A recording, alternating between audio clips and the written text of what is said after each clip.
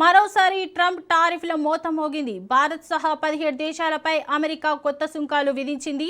America అధ్యక్షుడు Donald Trump తీసుకున్న తాజా నిర్ణయం ఇప్పుడు అంతర్జాతీయ వాణిజ్య వర్గాల్లో చర్చకు దారితీసింది.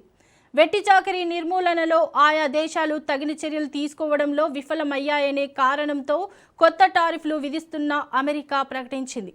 ఈ జాబితాలో భారత్తో పాటు కెనడా, యూకే, బంగ్లాదేశ్, పాకిస్తాన్ సహా మొత్తం 17 దేశాలు ఉన్నాయి. ఈ దేశాల నుంచి దిగుమతి అయ్యే వస్తువులపై 10% కొత్త సుంకాలు అమలు చేస్తున్నట్టు అమెరికా వెల్లడించింది.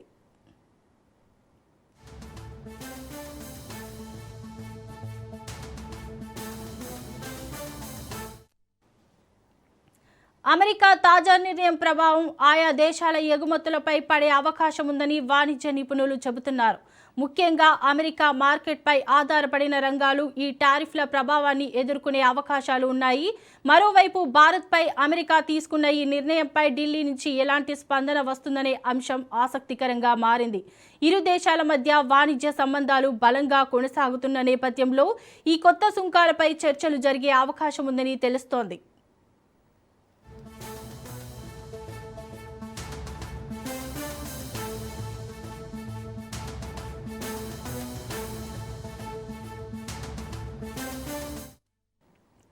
ట్రంప్ గతంలోనూ పలు దేశాలపై సుంకాలు పెంచుతూ సంచలనమైన నిర్ణయాలు తీసుకున్నారు.